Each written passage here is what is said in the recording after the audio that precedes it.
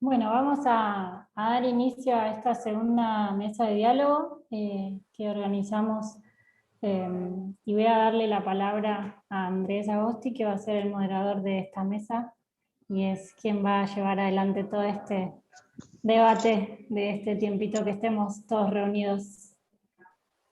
Bueno, gracias. Bienvenidos a todos nuevamente a la segunda mesa de diálogo. Como ustedes saben, organizada principalmente por la Red de Municipios contra el Cambio Climático, quien coordina e impulsa planes estratégicos frente al cambio climático. Y estas mesas de diálogo en particular están financiadas por la Embajada Británica de Buenos Aires y se enmarca dentro del programa Euroclima Más de la Unión Europea, que aquí en Argentina está implementado por la Agencia Francesa de Desarrollo, ejecutado por la Universidad Nacional de La Plata como responsable de proyecto y la Red de Municipios frente al Cambio Climático y el Centro de Eficiencia Energética de Copenhague como socios. En esta oportunidad vamos a hacer un poquito distinta a la dinámica que hicimos la vez anterior. Vamos a tener una exposición por parte de Jorge Tchaikovsky, que me va a retar porque digo mal su apellido seguramente, y en donde nos va a hablar un poco sobre auditoría energética en edificios municipales, y después le vamos a dar las palabras a algunos municipios que ya están implementando ciertas actividades para que nos cuenten un poquito qué están haciendo. De todas maneras, recuerden que todos los participantes sería ideal si quieren y pueden aportar algo o hacer preguntas, ya sea a los que muestren casos o contar cosas de su propio municipio. Sobre el final vamos a hacer una mesa de debate en donde los vamos a invitar a hablar a todos y con eso cerraríamos la actividad.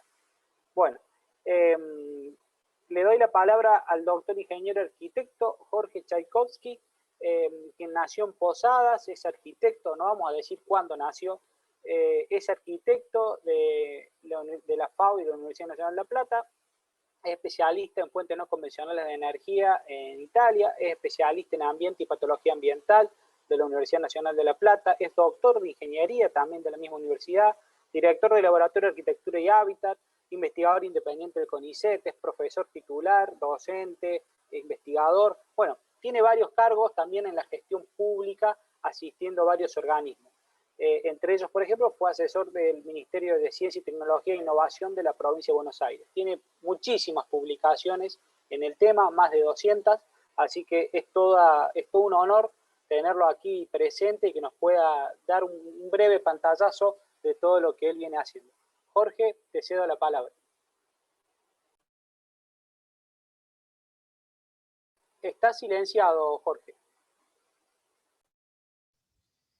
Hola, buenas tardes. Gracias por la presentación. Estaba bien pronunciado el magno apellido familiar y siempre trato de evitar mencionar si tuviera doble o triple apellido, cuáles son todos los apellidos polacos que continúan, ¿no? Por eso me casé con una Gómez, como para simplificar un poco. Y le doy a las hijas la posibilidad de elegir si quieren ser esa cosa larguísima, ininteligible, o Gómez. Y listo.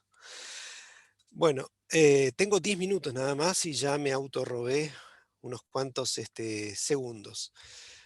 A mí la Universidad de La Plata subcontrató a mi laboratorio para hacer un pequeño trabajo de reunir la información que va a requerir el proyecto y en particular el Centro de Eficiencia Energética de Copenhague, con el cual, como tenía que adelantar resultados, tuve que desarrollar un método bastante innovador para poder juntar información de los municipios con imágenes satelitales. Pero ese no es el tema de lo que pensaba hablar. La cuestión es que el proyecto es para detectar cuál es la eficiencia energética de los edificios, en particular de las redes edilicias que tienen los municipios. Hay municipios que posiblemente tengan 2 o 3 edificios, municipios muy pequeños, que están en la lista de esos 36 municipios que hay que auditar. Y luego hay otros municipios que son enormes, como Rosario. Acá tenemos como participante al arquitecto González, que nos conocimos en 2013 cuando lanzaron para poder implementar la modificación a su código de edificación, y que tuve el honor de poder charlar con él en ese momento. Entonces, ¿qué sería la eficiencia energética de los edificios? Bueno, el edificio tiene que seguir funcionando con dos condiciones. Tiene que impactar lo menos posible al, al ambiente local, territorial y global. Tiene que demandar la menor cantidad de energía posible. Esa energía tiene que ser lo menos contaminante posible, porque dentro de la eficiencia energética hoy se mide por dos grandes unidades a nivel global. Una unidad son los kilowatt hora metro cuadrado por año, al cual yo podría agregar que también se podría dividir por los grados días de calefacción, y de esa manera tenemos un indicador único para todo el mundo. No importa en qué sitio del planeta esté el edificio, entonces podemos compararlos en cuanto a eficiencia. Y el otro también que es muy importante son las emisiones de gases de efecto de invernadero, eh, y son que se miden en kilogramos o en toneladas de gas carbónico equivalente que se emiten a la atmósfera. Son como las dos grandes unidades que hoy son importantes. En la década del 70 podrían ser los kilowatt hora metro cuadrado año, ¿sí? Porque el problema era la crisis del petróleo y el costo de las energías. Hoy tenemos el otro problema, que todavía hay muchos colegas, amigos, conocidos, políticos que lo niegan, que yo evito adjetivar, y que es el cambio climático, ¿sí? Así como también he tenido en mi maestría un estudiante terraplanista. Así que imagínense lo que es explicarle a un terraplanista, y me sigo comiendo minutos, cómo el sol se mueve a lo largo de los días y horas del año sobre un edificio, porque él tiene su propia versión de la realidad. Bueno, perdón que saque lo del terraplanismo, pero los pongo en igualdad de condiciones con los que niegan el cambio climático. A eso iba el comentario. Entonces, la manera de poder ver qué sucede con un edificio es evaluarlo. Y eso implica hacer una auditoría. Así como están las auditorías legales, están las auditorías contables, también están las auditorías energético-ambientales, y que es lo que se subcontrató al laboratorio. Pero tenemos un problema. El dinero es poco, mi laboratorio tiene poco personal, y tenemos municipios repartidos por todo el país, desde chiquititos a grandes. Entonces sería imposible poder visitar todos los municipios y auditarlos nosotros en personas. Entonces lo que necesitamos es modificar o utilizar otras estrategias para no tener que solamente hacer lo que se denominan auditorías detalladas o ultra detalladas. Si sienten la L es porque hace casi 40 años que vivo en La Plata y todavía no uso la Y. Me cuentan que en Misiones ya empezaron los jóvenes a usar el yeyeo, y yo sigo acá arcaico defendiendo mi acento misionero. Si alguno se quiere reír, ríase. No hay ningún problema, ya bastante se ríen mis hijas. Entonces, ¿a qué voy con esto? Que hay escalas y procedimientos que utilizar, pero acá hay un pequeño problema, y que tiene que ver con cuestiones de legislación y normalización. A nivel, si queremos auditar el nivel de impacto ambiental que causa un edificio, la única ley que tenemos disponible es la que hace que todo edificio de más de 8.000 metros cuadrados requiera de una evaluación de impacto ambiental. Trabajo que además de mi laboratorio en el pasado lo hemos hecho, ¿sí? Pero esa evaluación de impacto ambiental no tiene que ver con las cuestiones que estamos hablando aquí, que son energía y emisiones de gas de efecto invernadero. Es otro tipo de impacto ambiental. Tiene más que ver con requerimiento de materiales, movimientos de personas, y hay una matriz de evaluación de impacto que de alguna manera no es demasiado diferente a la que se puede utilizar para la auditoría. Lo único que hay a nivel legal. A nivel normativo tampoco hay nada. Eso quiere decir que no hay ninguna norma IRAM que nos diga cómo tenemos que hacer esas evaluaciones para edificios de más de 8.000 metros cuadrados. Pero sí, tampoco tenemos instrumentos normativos que nos ayuden a auditar energéticamente edificios. Con lo cual, hay que apelar, en el caso de Argentina, al buen saber y entender de cómo han evolucionado el conocimiento de las auditorías. En mi caso, tuve la suerte, siendo estudiante de quinto año de la carrera, de sumarme a un proyecto en noviembre de 1985, contratado, pues, se hizo por concurso y lo ganó el equipo que dirigía el doctor arquitecto ya fallecido Elías Rosenfeld, y yo, como parte de su cátedra, fui contratado como estudiante para trabajar en esas auditorías. Con lo cual, lo que hemos hecho fue el primer plan de auditorías masivas que se hizo en edificios en la Argentina, y ha servido de base para que otros grupos de la Argentina continuaran con estas tareas, y de alguna manera se van apareciendo referencias. Con lo cual, a partir de esa experiencia es la que nosotros propusimos a UNLP, RAMCC y Copenhague un procedimiento específico para poder salvar esta situación, sumado a que entramos en pandemia. Entonces, al entrar en pandemia nos cambió completamente el esquema de lo que teníamos que hacer, y tuvimos que volver a acudir al ingenio de obtener los resultados que necesita Europa y el proyecto, pero con la colaboración de los municipios. Y entonces lanzamos una encuesta compuesta en varias fases, de la cual la que está lanzada es la primera fase. Lo hicimos a fines de diciembre del año pasado, esperábamos resultados para ahora, hemos recibido muy pocos resultados, y en las próximas semanas vamos a volver a insistirles. Necesitamos de la cooperación de los colegas arquitectos e ingenieros de los municipios para poder reunir esa información en un modo de una encuesta muy, muy simple, que la tienen que cargar en línea a través de herramientas que luego nos armen una base de datos con la cual podamos trabajar. Ya me quedo sin tiempo por el dedito que me puso acá el colega moderador. No, no, no, más bien, Ah, quédate tranquila, no, tenés unos minutos más. sentí un dedito, entonces pensé No, que ya me tranquilo, quedaba sin tranquilo. tiempo. Vamos bien, habla tranquilo. Bueno, y entonces, ¿cuáles son las fortalezas y debilidades en el contexto local? Cosa que yo intenté explicar a Europa, ¿sí? Porque no estamos en Europa. Creo que todos los argentinos sabemos que en casi nada estamos en Europa.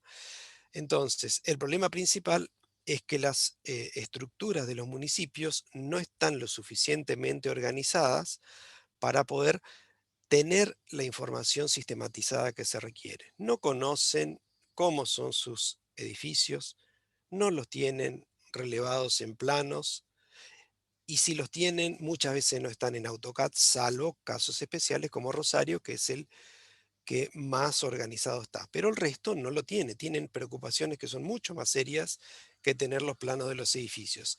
Y luego muchas veces no se sabe quién paga las cuentas de energía, de gas y energía eléctrica, ni cómo se pagan, ni cómo se factura, porque cada municipio tiene un acuerdo diferencial con las empresas que les prestan los servicios. Con lo cual se imaginarán que, aunque hubiéramos viajado municipio por municipio a reunir la información, nos íbamos a encontrar con el problema de que nos estaban faltando indicadores muy importantes para poder evaluar los edificios, que además nosotros, para poder analizarlos, tenemos que cargarlos en programas de simulación, para poder tener un perfil de cómo deberían comportarse en caso de ser perfectos en confort térmico, lumínico, acústico, etc.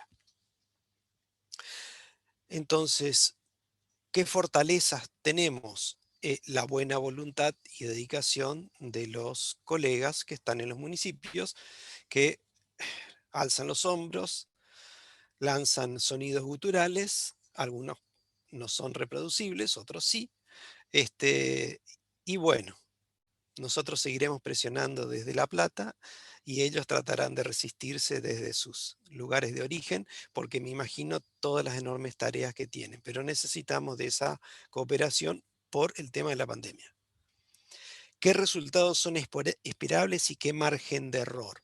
Bueno, nosotros hemos avanzado lo suficientemente bien a través de trabajos que están publicados en congresos y revistas para que nuestro margen de error sea bastante inferior al 10%, entre lo que uno miró y lo que uno concluyó en el modelo físico-matemático. Eso quiere decir de que estamos bastante bien desde un punto de vista metodológico en lo que queremos conocer y qué podemos conocer.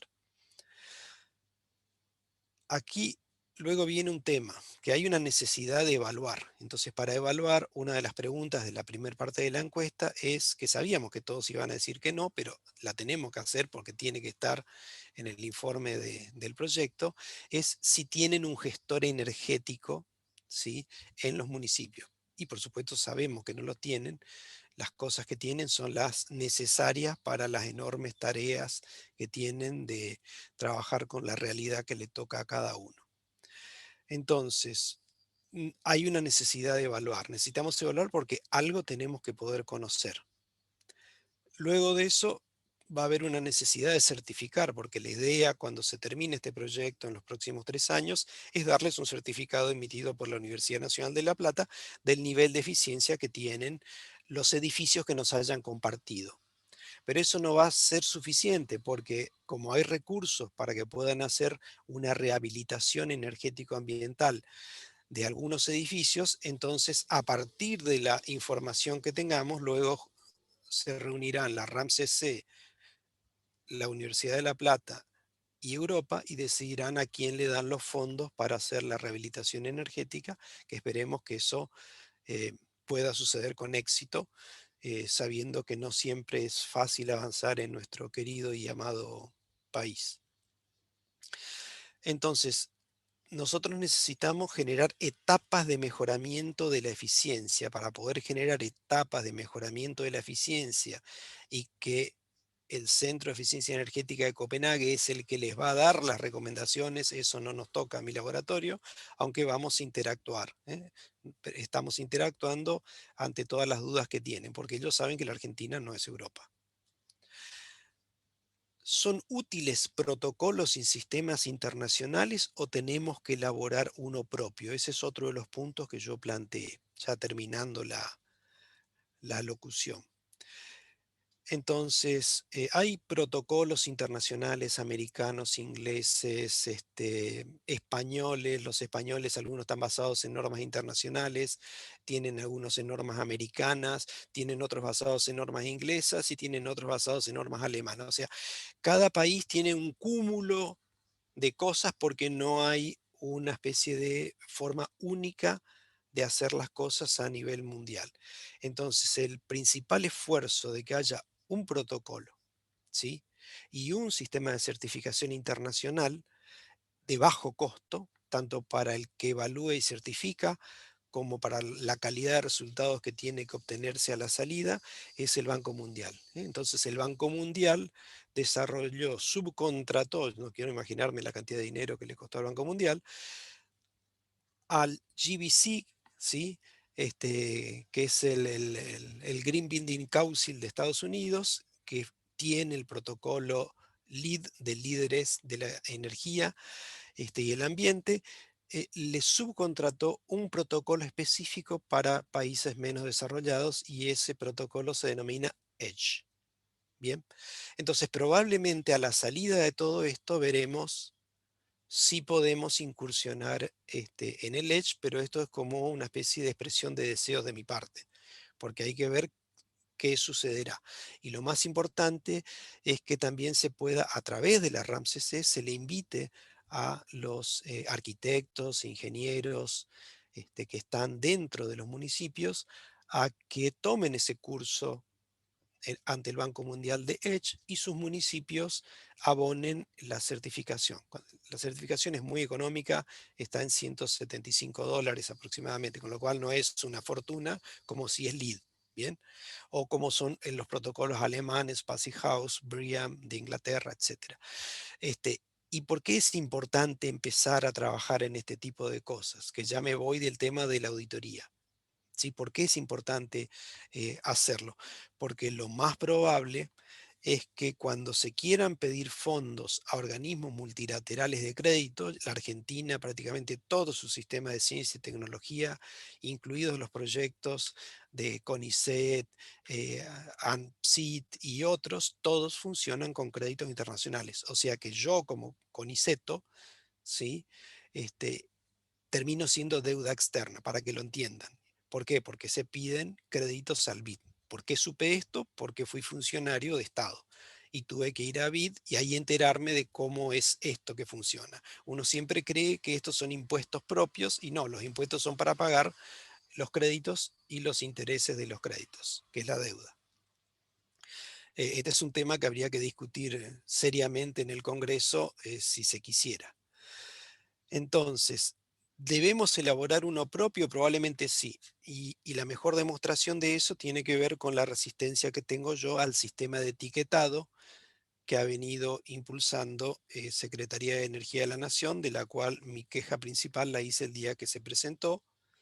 Luego eso tuvo un castigo, porque mi laboratorio había sido contratado para dar capacitaciones y desde ya no sucedió. Pero es que tengo la obligación como funcionario del área de ciencia y tecnología, los investigadores de CONICET somos funcionarios del Estado, que dependemos de Presidencia de la Nación, entonces tenemos que dar nuestra opinión. Es casi imposible que nos podamos quedar con la boca cerrada. Y esa opinión a veces al que está en el frente de batalla, en la trinchera, no le gusta. Bien. Pero lo único que tiene que hacer es tomarlo, no tomarlo y no hacerse malas sangres. Pero sí escuchar una opinión, que no es crítica, es una opinión. Para concluir, y probablemente me quede 30 segundos o ya se me pasó el tiempo. Estamos un poquito pasado, pero te doy la licencia para que hagas una buena conclusión de cierre. Está Porque muy vi que te interesante todo interesó lo el que tema, cuentas. porque me imaginé que me había pasado, por eso dije me quedan 30 segundos. Nada, Agradezco mucho al moderador por esta deferencia. Entonces, para poder concluir, la única manera de poder sacar adelante a la Argentina en este pequeño campo, ¿sí? A pesar de que el impacto que causamos nosotros a nivel global no es grande, pero sí es enorme el impacto que tiene la Argentina en los países hermanos de Latinoamérica o de un nivel de desarrollo parecido. Entonces, ahora que contamos con ayuda de la Unión Europea, generosa ayuda, para poder desarrollar metodologías que sirvan, sí, luego hacia el resto del mundo parecido a nosotros, entonces es que yo les pido encarecidamente la ayuda a los colegas de los municipios que participan del proyecto. Como toda esta información va a ser compartida entre todos, la idea es que luego esto pueda ser como un ejemplo que se pueda utilizar a nivel internacional. Nos vamos a ayudar nosotros, que no estamos nada bien a nivel de desarrollo, sí en la parte de ciencia y tecnología, pero no en las otras cosas importantes, que son el nivel de desarrollo de la Argentina en general, principalmente la parte socioproductiva. Y si es posible que la eficiencia energética genere oportunidades de trabajo para los trabajadores, para los emprendedores, para que emprendan nuevas empresas en este tipo de servicios, lo más probable es que también repercuta en que haya ingresos genuinos en impuestos para los diferentes estratos, desde nacional a municipal. Entonces, si el resto del mundo encontró que la eficiencia energética es una muy buena estrategia para poder innovar y para poder generar innovación y recursos, y para mí el mejor ejemplo es la ciudad de Rosario. Pero de eso no voy a contar porque hay un participante aquí de Rosario y si después se quiere comentar, lo hacemos después en la fase de preguntas. Le pido encarecidamente mil disculpas por haberme pasado el tiempo y por la cortesía que tuvo el moderador. no, por favor. Hay una pregunta antes de arrancar por ahí con los municipios que tienen algunas cosas puntuales que mostrar y en las cuales yo me interesaría preguntarles algunos datos. Sebastián D'Ambrosio, que es de Jambi Campbell, ¿no? Nos pregunta, nos consulta dónde se puede obtener esa encuesta para cargar los datos o cómo se puede participar. Por ahí si se pudiese compartir ese dato o si después la RAMCC se lo hace llegar a los municipios. Esto no es incumbencia nuestra, salvo recoger la información, ¿sí? Entonces eso se lo tienen que pedir a la RAMCC. Esto ya quedó muy claro en reuniones de coordinación general que tuvimos. donde hacían falta más municipios para poder generar más información. Así que yo les pediría que todo lo que tiene que ver con la gestión de ingreso al proyecto le corresponde a la RAMCC. Entonces, por favor, contáctense con las autoridades de la Red Argentina de Municipios para el Cambio Climático. Ellos son los responsables de esa gestión. A nosotros nos toca la tarea técnica de reunir la información y preelaborarla para enviarla a Europa. Perfecto, ¿no? La verdad que muy interesante todo lo que vienen haciendo, cómo vienen avanzando. Sin dudas que el hecho de no movilizarse hacia los municipios también tiene una reducción de la huella de carbono, porque ustedes no se tienen que trasladar hacia allí, pero les exige pensar en alguna metodología para hacerlo en forma remota. Hemos trabajado en otros relevamientos similares y nos pasaba lo mismo. Ojalá que... Las visitas las vamos a hacer Uh-huh. cuando se nos permita salir de la DISPO. Mientras Ah, rija la perfecto. DISPO, no podemos ir. Y mientras yo y mi equipo no esté vacunado, tampoco podemos movilizarnos. Ni para Perfecto. contagiarnos, ni para contagiar. Que eso quede claro, ¿sí? No, por Entonces, al supuesto. momento en que estemos protegidos y podamos proteger al resto, empezaremos a hacer los viajes. Pero no por ahora, hasta que no se aligere un poco esto. Por eso es que necesitamos esa colaboración. Bueno, acá hay otra pregunta, esto es administrativo, ¿hasta cuándo hay tiempo para mandar la encuesta? Me imagino que también eso lo debe responder la RAMCC, sus No, aspectos administrativos. la primera fecha que le dimos fue el 15 de febrero. Ah, perfecto, estamos Y vencidos, plazo tuvimos vencido. sobre 30 y pico de participantes, tuvimos 3 respuestas, ¿sí? Bien. Así que por eso es que ahora en este mes vamos a volver a insistirles, vamos a hacer más reuniones y cosas así para poder aligerar las dudas que tengan y presionar a los intendentes para que asigne personal, aunque sea temporal, por unos días para que junte la información. Bien, ¿y podría explicar así a grandes rasgos cuáles serían los pasos del programa? Digamos, ahora están recopilando datos, después esos datos se modelan, bueno, brevemente. Nosotros recopilamos datos en la encuesta en línea. Les Uh-huh. mandamos un Word a cada uno para que tengan como apunte, ¿sí? Pero les pedimos que la carga la hagan directamente en línea. ¿Por qué? Porque ya con eso se generan hojas tipo DBase o Excel, con las cuales nosotros luego podemos hacer el procesamiento estadístico. Les pedimos también que nos manden los planos en AutoCAD. ¿Por qué? Porque para nosotros es mucho más simple hacerlo correr con programas desarrollados en el laboratorio, donde trabajamos sobre esos planos y hacemos la modelización energética para las condiciones climáticas de las localidades intervinientes. Todo el procesamiento de datos para hacer la fase de diagnóstico energético ambiental se necesitan los planos y esos datos que les pedimos. Con todo eso, ¿sí? Una síntesis de eso se manda a Europa para que continúen parte del trabajo. Y nosotros acá continuamos viendo cuáles tenemos que profundizar la modelización y viajar a hacer las auditorías en el sitio. Ahí lo que nosotros medimos son condiciones de temperatura, humedad, de iluminación, demanda eléctrica puntual. O sea, nuestro laboratorio tiene el equipamiento para poder hacer todo eso, cámaras termográficas, o sea, toda la parte ya puntual. Pero primero necesitamos conocer los edificios. Por eso es que a los municipios le pedimos como mínimo un edificio que ellos consideren que sería posible de poder rehabilitar. ¿Se entiende la idea? O sea, les dimos esa libertad. Si no se pueden decidir, que sea el Palacio Municipal, sea chico, sea grande. ¿Por qué? Porque tiene que ser un edificio significativo que luego le sirva al proyecto. Cuando digo el proyecto es porque Europa quiere mostrar el trabajo que se hizo aportando fondos a la Argentina para poder hacerlo. Y luego de eso entonces se decidirá a cuál se le financia la rehabilitación energética. ¿Qué habrá que rehabilitar? Eso dependerá de lo que surja de la auditoría y de las discusiones dentro de la coordinación del proyecto. Perfecto, está clarísimo. Yo por ahí miro al costado porque tengo dos monitores, no es porque no te esté prestando atención. Pido por ahí disculpas en ese aspecto.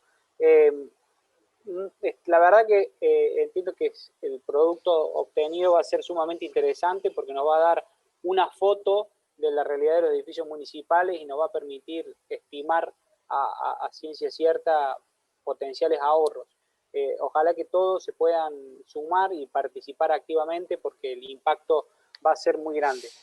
¿Hay alguna otra pregunta en particular para Jorge o pasamos por ahí con otros municipios que tienen algunas experiencias para contar? Bueno, ahí yo tenemos conectado a Nelson Copia de Godoy Cruz. Bueno, ellos han tomado algunas acciones ya. Nos gustaría que nos cuenten un poco cuáles han sido las acciones que han tomado en torno a las energías renovables que han llevado adelante ustedes. ¿Qué tienen instalado? ¿Cuáles son los resultados tangibles? Bueno, ¿cuál es? Perdón, me quedó una pregunta. Después, bueno, al final volvemos sobre la pregunta, Silvina, no te preocupes. Fue la Ahora, sonrisa que emití, sí, cuando vi la pregunta.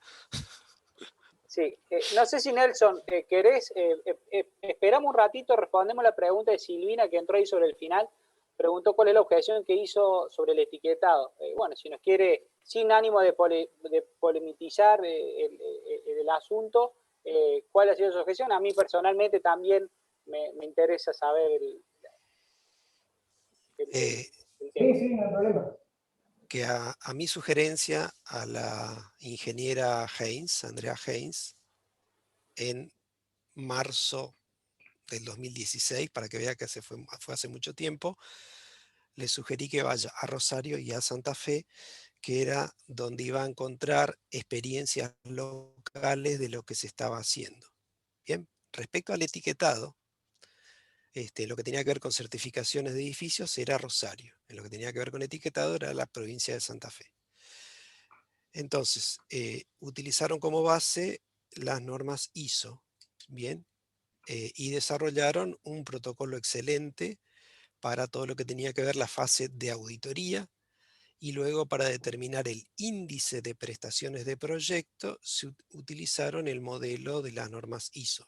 Pero en paralelo, Andrea Haynes pidió de que se modifique la norma IRAM 11900, de la cual yo fui coautor en 2010, junto con otros colegas, algunos, la mayoría jubilados. Yo en ese momento era como el más joven. Entonces, me pareció perfecto lo que quiso hacer y yo puse mis reparos ante el tratar de usar un modelo tan preciso como el de las normas ISO, ¿bien? Porque en la Argentina es muy duro tener que capacitar a los profesionales para que lo puedan implementar. Requiere una curva de aprendizaje muy elevada, pero no importa, se hizo, ¿eh? Entonces, el principal inconveniente es que para que uno pueda etiquetar necesita un valor de referencia. Ese valor de referencia es el índice de prestaciones de las viviendas correspondientes al sitio donde se quiere etiquetar. ¿Esto qué quiere decir? Que ese indicador de referencia tiene que surgir de auditorías.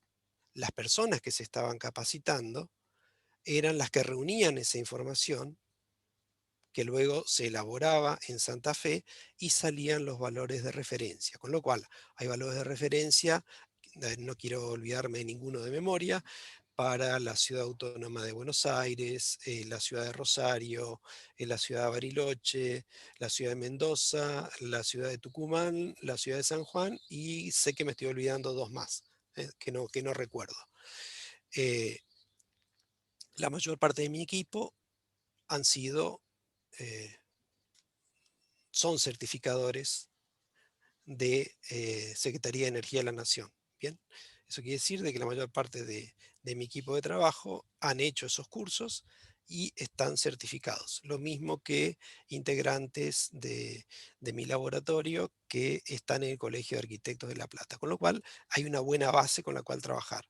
Pero yo quiero que ellos hagan eso. ¿Cuál es el inconveniente principal para responder a la pregunta? Perdón la introducción, pero era para que se entendiera. Que se requiere mucho esfuerzo para poder reunir la información, procesarla estadísticamente y obtener el valor medio ponderado para tener ese índice de referencia que tiene que ser para cada localidad. o localidad cercana desde un punto de vista climático. Eso es para que sirva. Entonces yo propuse ya en aquel momento cuando se hizo la presentación que tenía más sentido utilizar modelos como el que utilizan las normas americanas, las ASRAE, que utilizan el mismo proyecto que uno está haciendo, pero a partir del cumplimiento de un estándar de calidad. Eso quiere decir de que se hace un consenso de qué es lo que debería tener y uno utiliza su propio proyecto como referencia para tener cuál es el nivel de base. ¿Y por qué mi objeción era tan importante? Porque también colaboré demasiado para la ley 1359 de la provincia de Buenos Aires, con lo cual la provincia de Buenos Aires es la única, junto con Rosario, que tienen por ley o por modificación del código de edificación, y fue Rosario tomó como antecedente la ley de la provincia de Buenos Aires, de la cual yo fui asesor de la diputada que lo impulsó. Y luego fui secretario coordinador del decreto reglamentario. Eso para que se entienda por dónde viene toda esta cosa. Y luego la Ciudad Autónoma de Buenos Aires toma como referencia a Rosario. Y así se van encadenando las cosas, pero tuvo un origen el año 2003. Entonces, en ese escenario, no se puede tomar como base de referencia la mala calidad de los edificios construidos sin ningún tipo de regulación. La provincia de Buenos Aires exige por ley una calidad de los edificios. La exige. Que no se cumpla y que no se quiera hacer cumplir es otra cuestión. Pero hay un tema legal. Entonces, por eso era que pedía que para la provincia de Buenos Aires hubiera un diferencial. Y así lo consensué con Olavarría, que modificó aprobó una ordenanza y está en proceso de modificar su código de edificación, al cual yo les propuse elaborar un modelo adecuado para Olavarría, pero que no tenga que pasar por el modelo de Secretaría de Energía. O sea, utiliza la norma IRAM, que ya no es la norma ISO. ¿Y esto por qué? Porque la norma IRAM 11900, que es el instrumento normativo argentino, y es donde está el protocolo de trabajo, difiere demasiado de la norma internacional. ¿Por qué? Porque acá en el comité de normas, los colegas que participaron del comité, yo estuve 25 años participando de IRAM hasta que me enfermé y decidí no ir nunca más. Sigo formando parte, pero a la distancia, por problemas de salud. Entonces, lo que les ofrecí era una versión adecuada a la provincia de Buenos Aires. ¿Y en qué me baso? En los modelos de normas de Estados Unidos. ¿Se entiende? O sea, no es que me copio la norma americana, utilizo las normas argentinas, pero tomo como ejemplo la elaboración de un índice de prestaciones para la localidad, pero basado en el propio edificio que uno está proyectando o que quiere modificar. Esa es la explicación más clara que puedo dar y la objeción que hice. Y que es mucho más Perfecto, barata, y es mucho más barata, es súper económica. No hay que andar auditando tantos edificios ni tanta cosa. bárbaro. Y otra pregunta, y con esto vamos cerrando este bloque, en todo caso, si después queda más tiempo volvemos.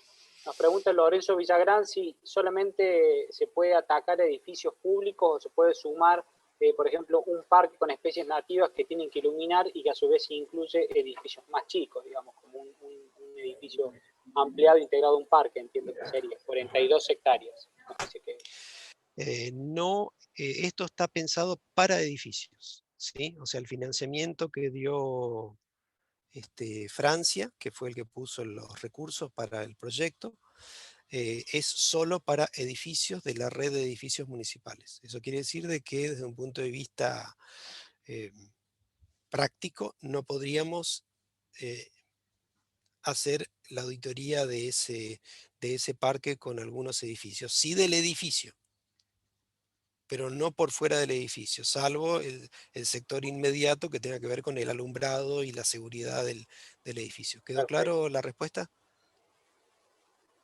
Lo cual no quiere De decir que la metodología no se puede usar. no, por Nosotros, supuesto, de mi nosotros parte no está fuimos... clara. Bien, listo. No sé si Lorenzo por ahí quiera ratificar que esté claro, pero bueno, creer que sí, sí, ok. Bueno, ahora sí, volvemos entonces a Nelson Copia a ver si nos explica un poco de su experiencia en incorporación de energías renovables por parte del municipio, bueno, un poco cuáles han sido los resultados que han obtenido. Hola, ¿qué tal? Buenas tardes. Bueno, mi nombre es Nelson Copia, yo soy licenciado en Ciencia Política de Administración Pública Y en estos momentos estoy a cargo de la Dirección de Eficiencia Energética e Hídrica en la municipalidad. Pero nosotros, bueno, asumimos en el año 2016, este es el segundo mandato de nuestro intendente, y apenas arrancamos en aquel momento, instalamos la primera planta fotovoltaica de la provincia. Pusimos 40 paneles solares con una capacidad de 10 kilowatts de producción, basándonos en una reglamentación que había hecho el ente regulador, que es el EPRE, que es la resolución 19 del año 2015, para poder inyectar energía a la red a través de medidores bidireccionales. ¿Sí? En aquel momento nada yo entendía al respecto de esta temática, y bueno, con el pasar del tiempo más o menos he logrado entender, que no soy un técnico, pero bueno, más o menos he podido comprender los beneficios y cómo gestionarlo. A la fecha, hoy en Godoy Cruz tenemos instalado alrededor de 270 paneles solares en total, en diversas dependencias. Tenemos, para hablar de fotovoltaica, tenemos en un polideportivo una potencia de 5 kilowatts. En el polo ambiental, que es la oficina donde estoy ahora, hay 13 kilowatts instalados. Tenemos una plaza solar, que fue la primera plaza solar del país, no sé si alguna vez la vieron en alguna noticia, es una plaza que tiene árboles con paneles solares, bueno, y son arbolitos solares con una potencia de 7 kilowatts. Otro parque con 7 kilowatts, el Consejo Deliberante del municipio tiene 10 kilowatts, 40 paneles. Y en diciembre pasado inauguramos un parque de transferencia, digamos, es como un estacionamiento con una plaza que uno puede dejar su vehículo y tomar el metrotranvía que pasa en las inmediaciones. Ese tiene 114 paneles solares con una capacidad de 30 kWh de producir energía. Todos los sistemas están conectados a la red, es decir, que nosotros la energía que consumimos, ya sea de acuerdo a cómo funcione el inversor, ¿no? Captamos energía de los paneles o energía de la red. El sobrante de energía lo botamos a la red doméstica, digamos, de la distribuidora, que es la Cooperativa Eléctrica de Godoy Cruz en este caso.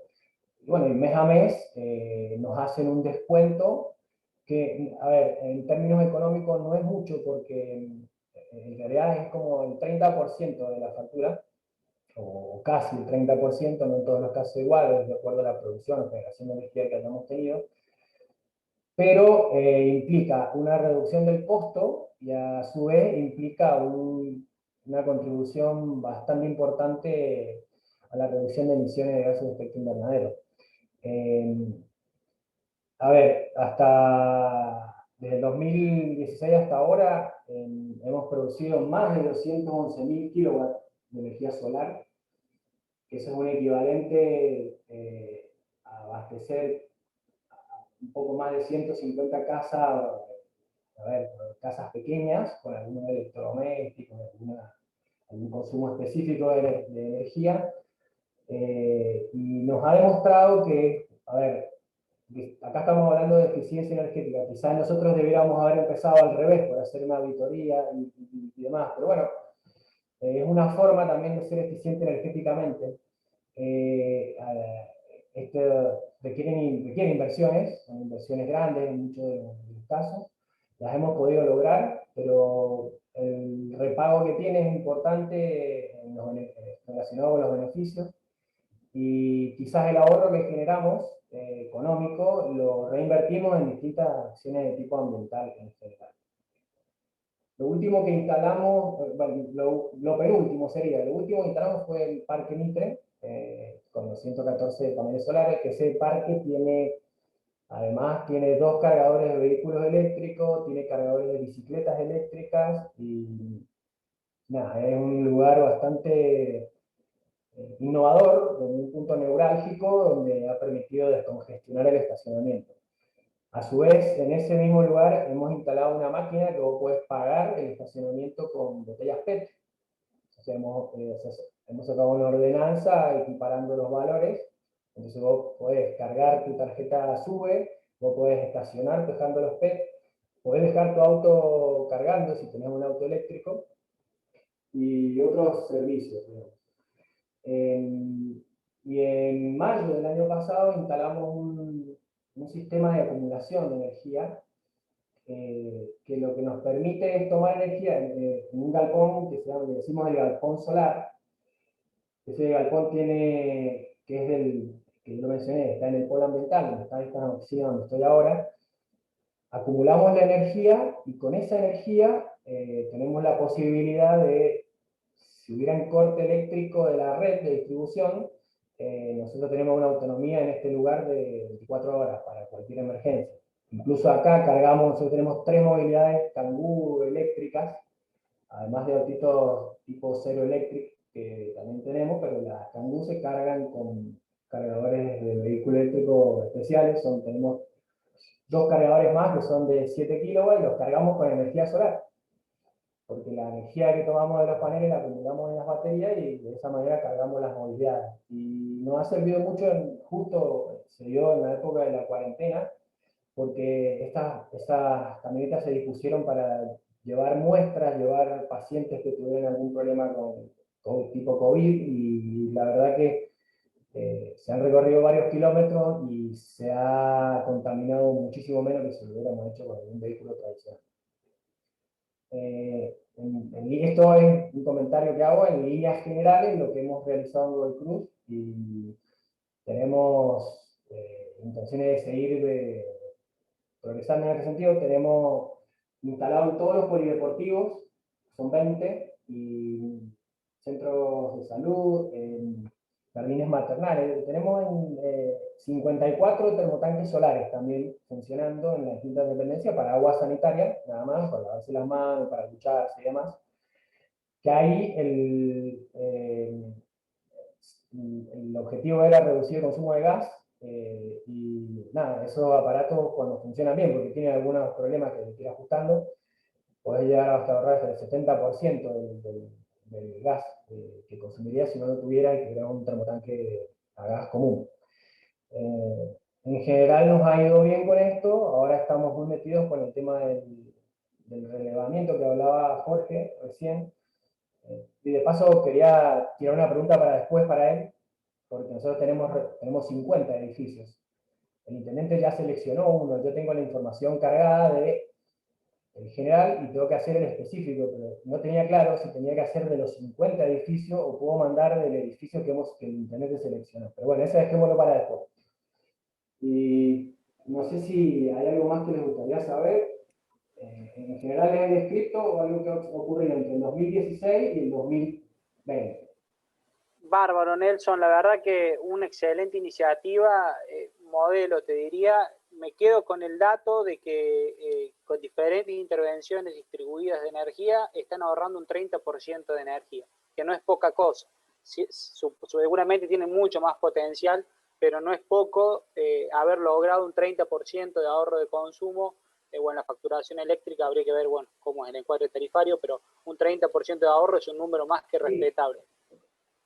Sí, ahí hay que, a ver, la resolución que tenemos acá, y que es similar a otras que existen, me parece que hay que replantearla un poco más para empezar a incentivar un poco más estas acciones, porque el costo que te devuelven es por el valor del kilowatt neto, o sea, el kilowatt hora.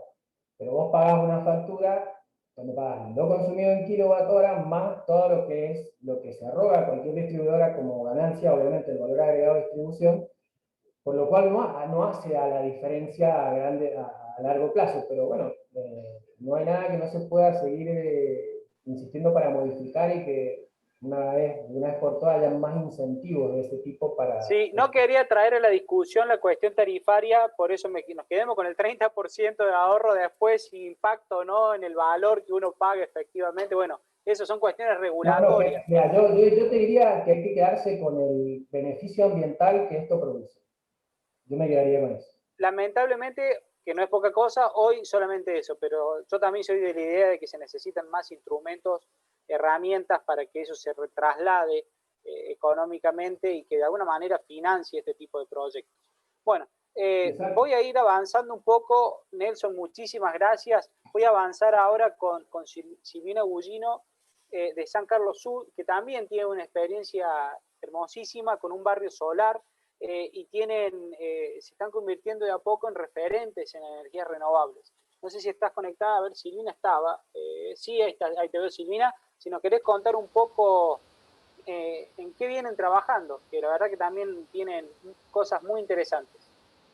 Bueno, nosotros empezamos a trabajar en el año 2013 en la comuna de San Carlos Sur. El inicio de la gestión actual fue en el año 2009 y desde entonces queríamos incursionar en las energías renovables. No teníamos ni recursos económicos ni recursos técnicos para afrontarlo una comuna de 2.000 habitantes, hasta que pudimos lograrlo cuando la provincia crea la Subsecretaría de Energías Renovables. Inmediatamente nos pusimos en contacto con la Secretaría y nos dio la posibilidad de a un barrio que teníamos encaminado a punto de inaugurar, incorporarle energías renovables.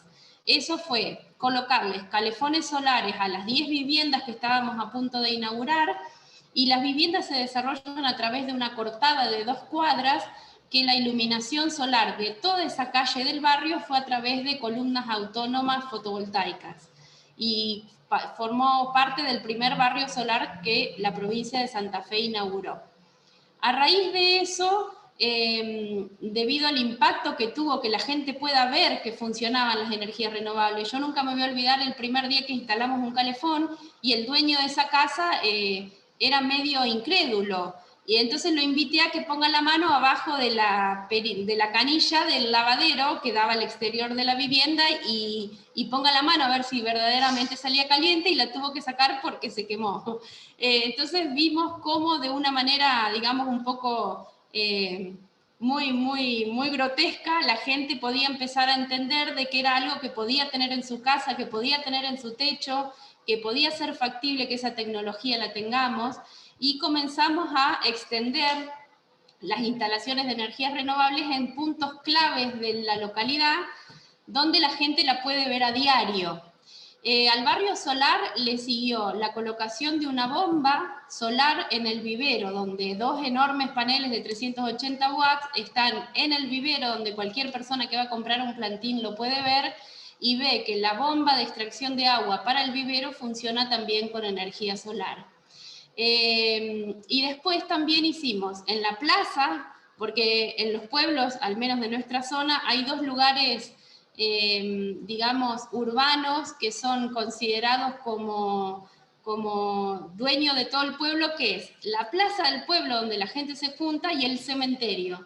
Entonces vimos que, bueno, el cementerio es un lugar muy particular que por ahí incursionar en este tema parecía como un poco para algunas personas irrespetuoso. Entonces en la plaza colocamos una estación solar, como todas las típicas que se colocaron en la provincia de Santa Fe, donde está el termotanque solar para calentar el agua y unos paneles solares para enchufar el celular o la notebook. Entonces también en la plaza, que es un lugar donde viene gente de todos los pueblos a la redonda, porque es muy linda y es muy grande, seguíamos haciendo como especie de docencia, mostrándole a la gente que esa tecnología era factible de tener.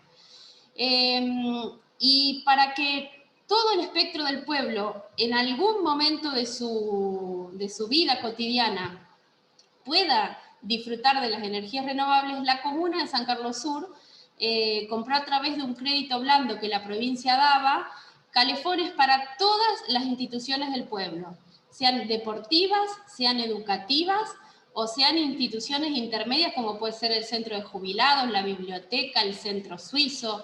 Entonces, todas las personas de San Carlos Sur en algún momento del quehacer de su vida están en contacto permanente con un equipo de energías renovables.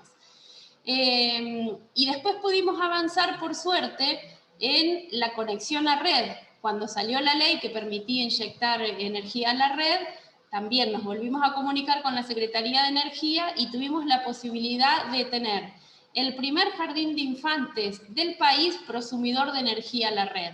El Jardín de Infantes fue un edificio que se diseñó desde el origen a través de la comuna de San Carlos Sur, siguiendo múltiples tips, digamos, de la arquitectura bioclimática para hacer no solo un edificio que tenga estudiadas las cuestiones de energía activa, como poder ponerle energía renovable fotovoltaica, sino a través de los tips pasivos que tiene el diseño arquitectónico, teniendo en cuenta las orientaciones, el lugar a donde están, los vecinos, las sombras que arrojan, la ganancia solar que puede tener, la proyección de sombra. Todo eso se hizo a través de los aleros, de las losas que fueron perforadas donde queríamos que entre el sol en invierno y fueron extendidas donde no queríamos que entre el sol en verano. Se colocaron vegetación que en verano hace sombra en las ventanas más perjudiciales y en invierno la hoja cae y deja entrar el sol en el invierno a la hora de la siesta en el aula que lo necesita. Con respecto a las ventilaciones cruzadas se tuvo muchísimo hincapié en hacer ventilaciones cruzadas en absolutamente todos los lugares del jardín. Solo un depósito es el que no puede tener, porque es el lugar que no digamos que menos lo necesita. Todo el resto de los ambientes del jardín tienen circulación cruzada y una buena cantidad de aberturas para abrirse, lo cual permite reducir notablemente, en verano sobre todo, tener que encender un aire acondicionado para refrigerar las aulas. Y se tuvo también especial hincapié en la iluminación. En todas las aulas y en todos los ambientes del jardín de infantes, en algún momento del día le entra el sol. En las aulas que en general de un lado porque es doble turno, entonces las aulas tienen ventanas en los dos lados opuestos, en el este y en el oeste. En el lado oeste tienen una galería, como todas las aulas de las escuelas que salen a una galería, entonces se le hicieron ventanas por arriba de la galería, por ejemplo, para que el turno de la mañana le ingrese el sol a la mañana y el turno de la tarde le ingrese el sol por la tarde, garantizando así un confort térmico y no solo en la calidad de la iluminación del sol, que también está pensada para que no dé directo a donde están los alumnos que los moleste, sino para que tengan la entrada de sol en el lugar. La circulación cruzada se garantizó a través de ventanas bajas de un lado y de ventanas altas, con el techo inclinado en el otro lado del edificio para forzar aún más la ventilación cruzada. Se tuvo en cuenta también la posición de los distintos volúmenes del edificio para que garantizar que los volúmenes mayores no arrojen sombra sobre los lugares que eran las aulas, que eran los que queríamos, y el patio, que eran los que queríamos que también tengan horas de sol, sobre todo en invierno, para que los chicos puedan salir a la hora cercana al mediodía, tanto los de la mañana como la tarde, a estar en el sol, debido digamos, nosotros tenemos inviernos bastante crudos en nuestra zona, y entendimos con los directivos del jardín que era muy importante que en algún momento de la mañana o de la tarde los chicos puedan estar un rato en el sol en el patio. Eso lo garantizamos a través de la distribución de los diferentes volúmenes, y tuvimos en cuenta toda esa parte pasiva, digamos, del diseño arquitectónico. También tuvimos la posibilidad de hacer prosumidor a un centro de jubilados, a través de un curso que se dio donde la comuna, si destinaba un lugar para dar un curso de energía solar fotovoltaica para instaladores, recibía de regalo un equipo de 1 kilowatt para ser instalado en la institución que daba el lugar para hacer el curso, y eso lo pudimos hacer en el centro de jubilados. Y también esto promovió a que una empresa de la localidad sea la primera empresa prosumidora en inyectar energía colocando un equipo de 15 kilowatts en el techo, y creo que ahora lo van a ampliar a 30 kilowatts. Y también difundimos el programa para que varias personas particulares sean prosumidores desde sus hogares. La verdad que perfecto, tienen muchísimas iniciativas de todo tipo, de todas las escalas, han atacado inteligentemente a toda la población de una forma u otra. Está muy bueno esto de hacer políticas que de alguna manera todos se vean involucrados. Esto que me decías vos de que en algún punto todos, o porque sea que usan agua caliente o por lo que sea, están en contacto con energía de origen renovable. El edificio educativo, todas esas medidas que nombraste, me imagino que no eran tampoco tanto más costosas planificadas que si no las hicieran, digamos. Me imagino que no fue una inversión tan elevada hacer estas modificaciones al armar el edificio educativo. La verdad que felicitaciones por eso. Y lo más importante, creo que todo lo que han hecho es replicable. Cualquiera de los que está acá, cualquier municipio puede tomar esto. Acá Jorge Tchaikovsky se ha convertido en fan de ustedes, así que tiene que ser un gran motivador a seguir trabajando. Y lo bueno es que pueden demostrar que un municipio chico, 2.000 habitantes, puede dar y hacer muchísimo. De mi parte también, felicitaciones. Lorenzo Villagrán también lo saluda y dice lo califica como excelente a la iniciativa. Vamos a avanzar con los otros dos municipios que también tienen cosas interesantes que contar. No sé si alguien quiere hacer alguna pregunta muy breve a Silvana, así lo cerramos. Si no, se nos va a ir el horario, ¿viste? Tenemos hasta las 4:30. Bueno, dice Jorge que los va a visitar cuando pueda. Me parece que un lindo ejemplo de estudio, Jorge. Yo también soy del palo académico y, viste, vos por ahí. Bien. Bueno, ahora los voy a presentar a Andrés Giacín y Santiago Piaggio. Están conectados los dos, que son de San Miguel. Y ellos están trabajando en algo que tiene que ver con la adquisición de datos. Es fundamental. Si no hay datos, uno no puede empezar a planificar. Y ellos están trabajando con un sistema de fácil implementación con su área de sistemas para empezar a levantar datos. Les cedo la palabra para que nos cuenten a ver qué están haciendo y nos den datos de esta iniciativa también sumamente interesante. Andrés, hago un comentario, después te dejo a Andrés que va a saber. Bueno, para los que no saben, San Miguel es un municipio en el conurbano bonaerense, somos más o menos unos 300.000 habitantes. Y bueno, Silvana, te envidio con las cosas que están haciendo. Me encantaría poder tener un edificio así, el edificio nuestro, el municipal, que es el Palacio Municipal, que es el que vamos a elegir para el diagnóstico y con el que veníamos haciendo algunas actividades. Es un edificio que tiene 100 años, una ala tiene más o menos 100 años y otra es un edificio más o menos del 70, 80, es un colador energético con techos de chapa que le falta anhelamiento, ventanas que cierran mal, paredes de Durlock por todos lados, bastante recauchutado.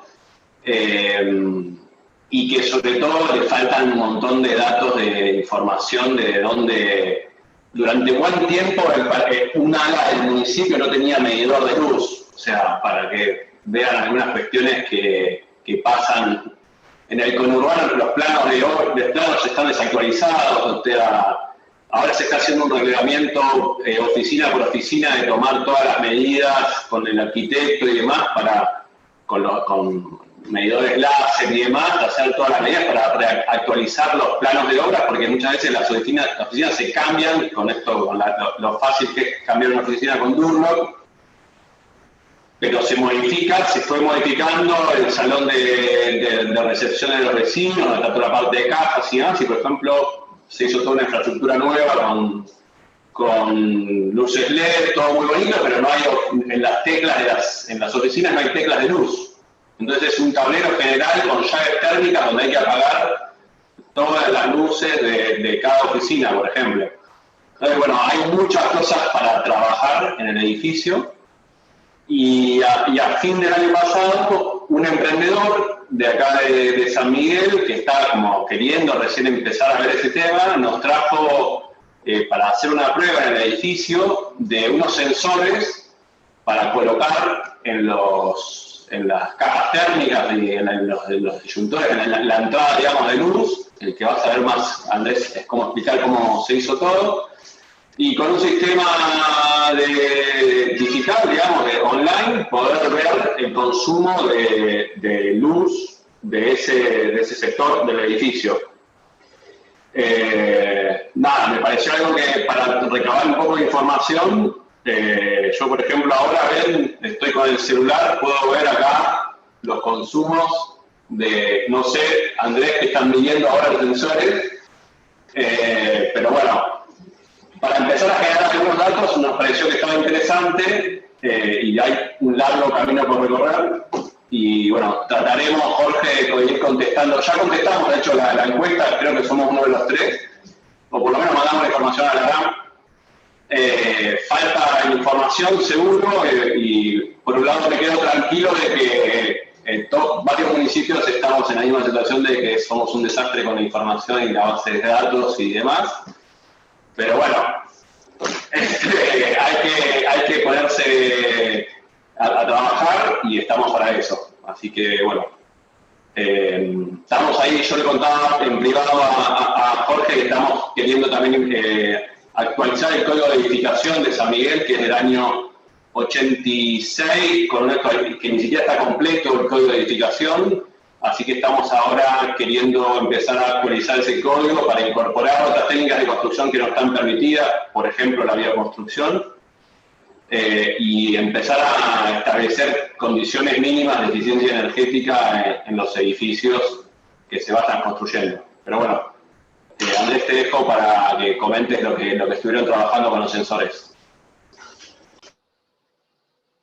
Gracias, Santiago.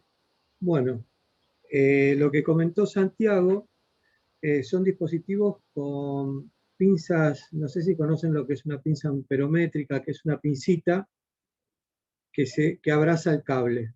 Bueno, estas son unas pinzas chiquitas que lo que hacemos es poner en cada fase, poner una pinza y un dispositivo que empieza a medir y tiene Wi-Fi.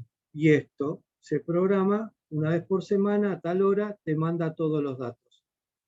Los chicos del sistema implementaron un software para poder traducir estos datos. De esto que salió, que por ejemplo nosotros en nuestra sala de servidores era constante el consumo, teníamos picos muy bajos, entonces teníamos bien distribuidas las fases y no estábamos, desajustados en la fase y sobrecargando otras. También arrojó como resultado en otra parte del edificio que los días de semana teníamos un consumo de noche alto, muy alto, y los viernes bajaba a 0. Entonces empezamos a decirle, muchachos, miren qué es lo que está pasando. Aire acondicionado, qué era lo que pasaba. Y bueno, ahí también se empezaron a tomar medidas, que era un aire acondicionado que se dejaba prendido. Y el viernes se bajaban todas las térmicas y el consumo quedaba en 0. Entonces empezamos a ver qué era lo que estaba ocurriendo. Esto mismo se lo llevó a otra sala de servidores porque teníamos un desfasamiento de fases y queríamos analizar qué era lo que pasaba. Entonces vimos que en una fase teníamos mucha sobrecarga porque había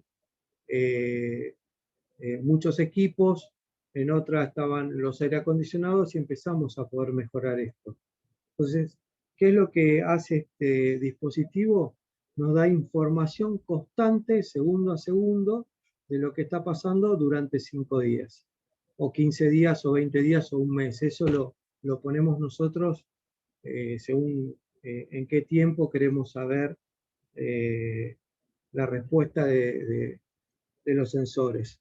Y bueno, nos está ayudando en poder conocer qué es lo que está pasando en nuestro edificio, que es como dice Santiago, es un edificio viejo donde no tiene los tableros. Recién ahora, hace 2 años, se hizo un tablero general en la planta baja, pero hacia arriba no tenía bien divididos los tableros por piso. Si bien tenía una térmica, un disyuntor, pero no estaba bien distribuida las fases dentro de las oficinas. Entonces esto lo que hace es ayudarte a poder optimizar y también a saber qué es lo que está pasando en cada sector. Otra de las cosas que nosotros implementamos, aparte de estos sensores, fue cambiar una red de cámaras, que era una red donde constaba con un nodo. Este nodo lo fuimos a medir con los sensores y era un consumo de entre 3.000 y 4.000 watts de consumo.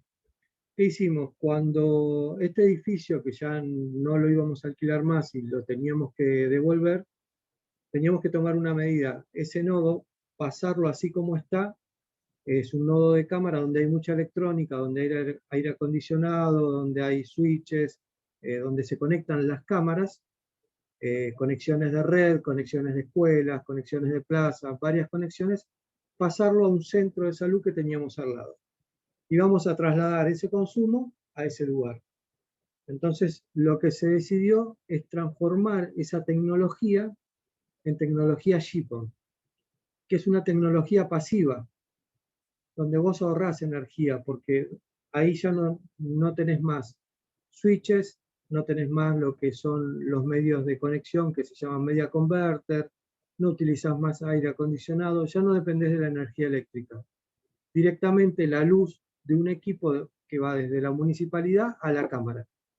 Y si quiero poner varias cámaras, pongo un aparatito llamado un splitter, que es como un prisma, refleja la luz y puedo mandar luz a varias cámaras a la vez, y la tecnología es pasiva. Entonces ahí te estás ahorrando un montón de consumo de energía. Esto es un proyecto que tenemos, que queremos en 4 años poder avanzar y poder llevar toda esta tecnología que tenemos hoy a tecnología GPON, para poder sacar todos los nodos, y a su vez los nodos también están autoabastecidos por los nodos principales por generadores. Lo que hice yo en su momento, en vez de poner un generador de combustible fósil, gasoil, puse un generador de GNC, que es mucho más limpio y no se pudre el combustible y tiene un montón de ventajas que hace que también impacte en el medio ambiente, ¿no? Así que bueno, esta es la experiencia que empezamos con San Miguel y es con lo que queremos avanzar, tanto con los sensores como con la tecnología GPON, que va a hacer que se reduzca un montón el consumo de energía en San Miguel, ya que tenemos 26 nodos de estos. La verdad que muy interesante. Han empezado con el pie derecho, midiendo para saber dónde están parados. Humildemente, mi recomendación es que sigan midiendo y sigan viendo dónde pueden ir mejorando. Creo que van bien encaminados y cada una de las cosas que están haciendo, sin dudas que impactan en su consumo eléctrico. ¿Han logrado ya medir o cuantificar cuál es el ahorro? ¿Tiene una línea de base determinada y a partir de alguna implementación de actividades ya hay un ahorro medible? ¿O eso todavía no lo midieron? No, estamos haciendo mediciones. Estamos haciendo mediciones en diferentes sectores y Bien. después hay que hacer esas mejoras. Bárbaro. Porque si no hacemos las mejoras no podemos, o sea, tenemos una medición de base, sí, tenemos una medición de base que es la que hacemos. Cuando se implementa la mejora, ahí es donde vamos a empezar a tener, digamos, los puntos, los datos, donde vos decís, bueno, acá pudimos empezar a controlar y pudimos empezar a mejorar. Arman la planificación, digamos. La planificación, exacto. Sí, por supuesto. Bueno. Una cosa que también hicimos, que tenemos que retomar, porque bueno, en el medio nos pasó la pandemia y los empleados, digamos, están asignados a otras tareas, es capacitaciones de buen manejo, buen consumo de la energía en el edificio. Entonces armamos unos stickers, hicimos unas capacitaciones en diferentes oficinas, que es algo que hay que retomar y ir más frecuentemente de visita, que ahí también incluso nos sirve de la gente de seguridad cuando hacen las recorridas de noche, van identificando ellos quiénes dejan el aire acondicionado prendido y bueno, nos van un poco también generando un poco de información. Ya tenés identificado tus gestores energéticos ahí. Sí, bueno, nada, seguridad, cada uno hace lo suyo y la idea es entre todos trabajar para poder mejorar el desempeño de lo que se pueda fácilmente, que es el cambio de algunos hábitos, y bueno, después con algo de que haya de presupuesto, ir haciendo las mejoras que hay que hacer, que son muchas. No, perfecto. Voy a acelerar un poquito, me encantaría seguir hablando con ustedes, pero se nos va el tiempo. Y nos queda todavía Rosario, que está acá presente Eduardo González, en donde ellos nos van a explicar algunas estrategias, sobre todo en aquellos edificios con un alto valor patrimonial, un tema que habíamos hablado por arriba en la charla de la semana pasada, y bueno, me imagino que los edificios históricos tienen una intervención, un trabajo muy particular, así que le dejamos la palabra al especialista, que es el que nos puede dar ejemplos concretos.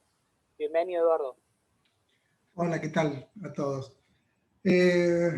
Bueno, específicamente, justamente el problema de los edificios de valor patrimonial es que cualquier tipo de alteración estética o funcional afecta a su imagen. Por lo tanto, era uno de los temas más complejos, sobre todo para nosotros, cuando analizábamos el comportamiento energético de todos los edificios.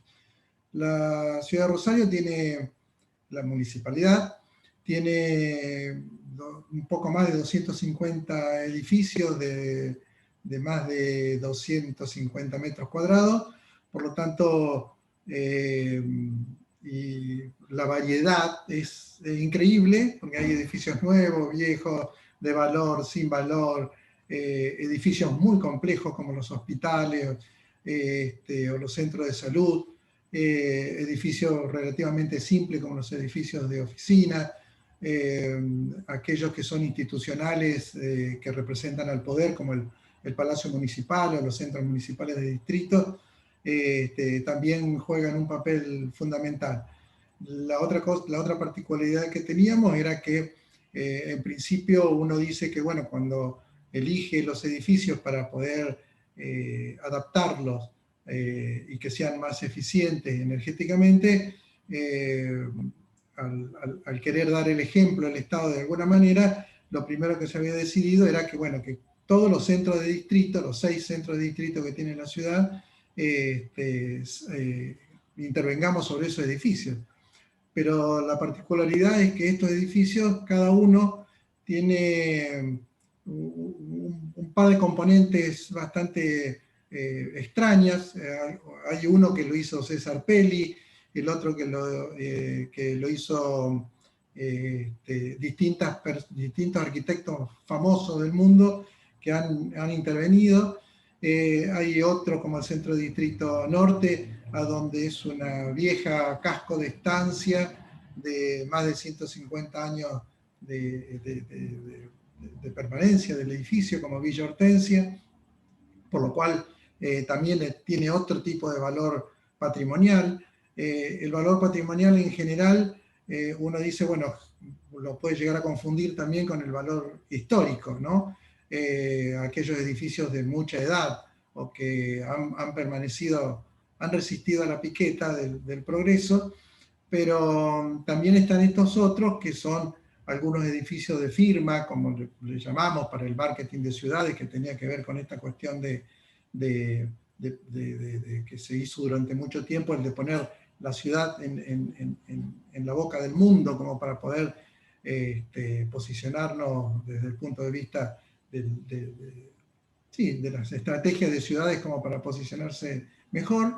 Y esos edificios en general representan muchísimo, ¿no? No solamente lo institucional, el poder local, la representación democrática en los centros, en los consejos deliberantes, todo ese tipo de simbología, si se lo puede llamar, pesan muchísimo en el momento que tenemos que cambiar el tipo de ventana o tenemos que agregarle iluminación de otra manera o dividir, digo, zonas exageradamente grandes y con una sola entrada de aire o tratar de adaptar.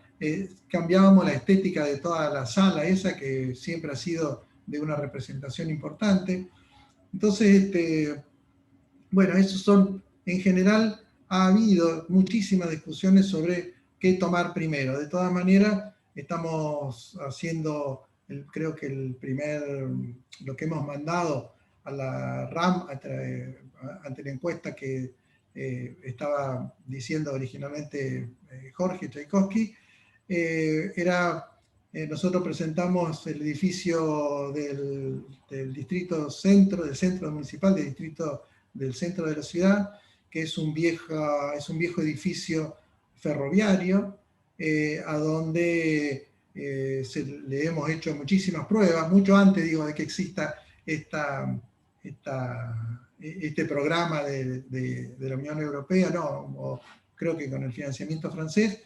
Creo que originalmente presentamos las cosas para Euroclima, con la RAM-CC, y bueno, creo que es un edificio importante, tiene muchísimo valor institucional, simbólico, es un edificio ferroviario de casi 300 metros de largo, casi 3.000 metros un poco más de 3.000 metros cuadrados, a donde están todas las funciones que uno puede pensar de la municipalidad, desde el registro civil hasta oficinas de inspecciones, para el cambio o la renovación del carnet de conducir, bueno, todas las oficinas administrativas que uno se le pueda ocurrir, banco, adentro está todo ese tipo de actividades, y que creo que vamos a tratar de adaptarlo. Creo que tiene una complejidad muy importante, por la cual nos va a dejar también muchísimas enseñanzas para poder intervenir otros edificios. Hay edificios muy grandes y valiosos, desde lo estético y desde lo histórico, como es el edificio de la ex aduana, a donde también funcionan oficinas administrativas y técnicas, a donde ahí el comportamiento del edificio, por el tamaño y por la antigüedad, y que se trata de un edificio de la Dirección Nacional de Arquitectura, histórico, de principios del siglo pasado, 1920 alrededor. Ese edificio también lo único que necesita es acondicionarle la cubierta, y el resto tiene un comportamiento espectacular, entre el balance de huecos, ingresos de iluminación, de calor, los espesores de las paredes, las doble o triple alturas que se equilibran para poder mantener una misma temperatura interior. También en ese edificio es muy poca la intervención, si bien es histórico, y mientras menos lo toquemos mejor. Hay otros que también tienen valor histórico, como el Palacio Municipal, que es de una factura un poco más pobre, menos calidad de los materiales y de los sistemas constructivos, y que ese sí va a necesitar otro tipo de intervención. De todas maneras, la importancia que tiene la adaptación de estos edificios, sobre todo los de valor patrimonial, para la ciudad, siempre decimos que por más que tengamos en claro la intervención, la necesidad urgente, no solamente por el cambio climático, sino por el ahorro hasta económico en adaptar estos edificios, no perdamos nunca que por esa adaptación se pierdan los valores arquitectónicos, históricos, patrimoniales que tienen esos edificios, sobre todo para todos los ciudadanos de la ciudad, ¿no? Para todos los ciudadanos que reconocen en esos edificios distintos símbolos. Yo no sé qué más agregar, puedo agregar muchísimas otras cosas de las intervenciones que hemos hecho desde... Por ahí estamos con el tiempo medio pasado, pero sin embargo, no sé si ya han realizado alguna intervención, si nos querés contar muy brevemente o mencionar alguna tecnología que estén utilizando para intervenir sobre un edificio muy viejo, por ejemplo. ¿Cómo lo encaran? ¿Qué es lo que hacen primero? No estamos implementándolo, estamos a media. Hemos hecho un análisis muy pormenorizado de lo que se le llama la Isla de los Inventos, que es un edificio que forma parte del tríptico de la infancia, que la gente que ha venido a Rosario por ahí lo puede ubicar. Es un viejo galpón y edificio de oficinas del ferrocarril también, y el galpón era el andén de la estación Rosario Central. Eso se convirtió en una gran sala de juegos y de inventos y de propuestas y de entretenimiento y de distintos dispositivos educativos para la infancia, y era un desafío importantísimo para nosotros porque era muy difícil de aclimatar, porque son volúmenes muy grandes de aire, está sobre el río, sufre todas las inclemencias que a uno se le pueda ocurrir. En invierno hace frío en serio ahí adentro y en verano hace exageradamente calor.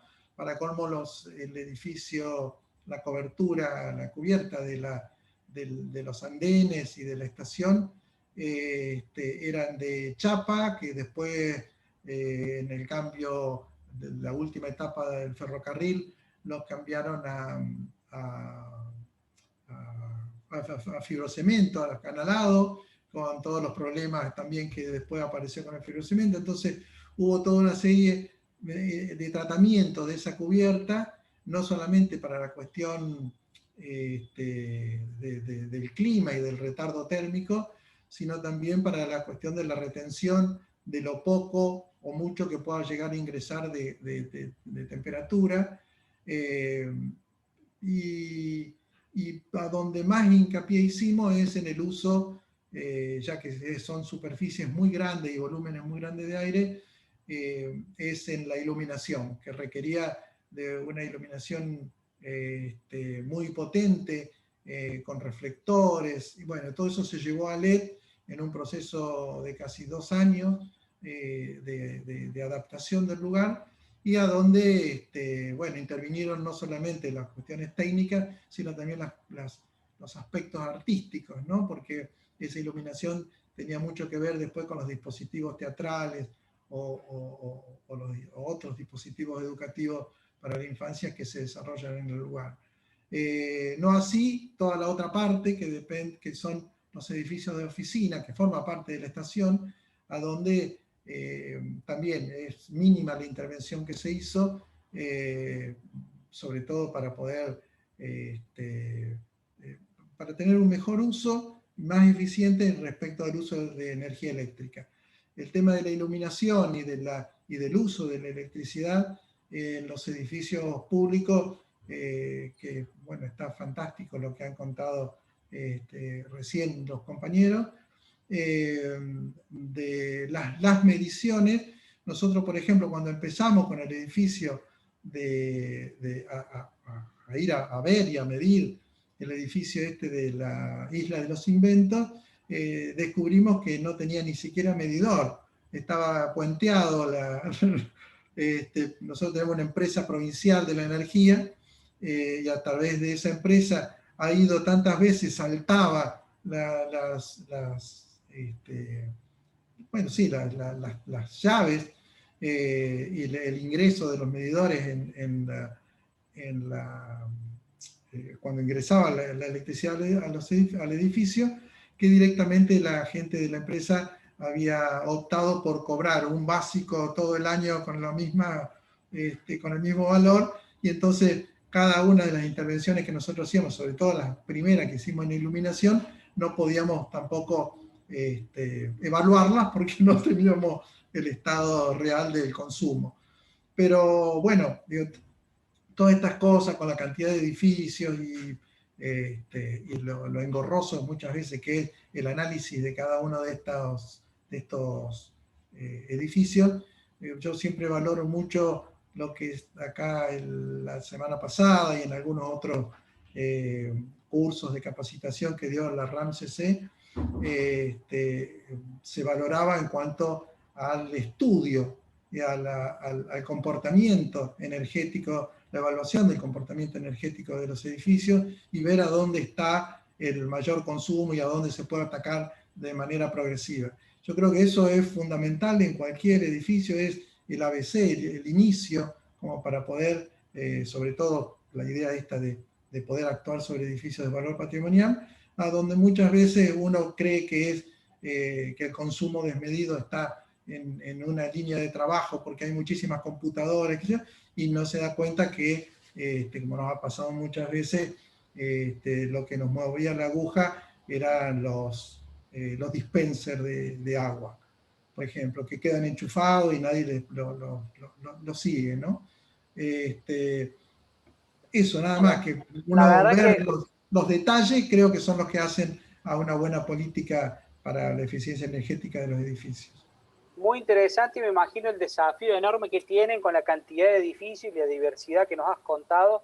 No debe ser fácil hacer una planificación, pero bueno, de lo general a lo particular, de a poquito, en un proceso iterativo hasta que se llegue en algún momento. Y yo, la única cosita que quería agregar es lo valioso, sobre todo de empezar a determinar y poner en la mente de los decididores, sobre todo económicos del municipio, es la cuestión del gestor energético. Nosotros todavía no logramos revertir esta situación que muy suavemente deslizó Jorge, que es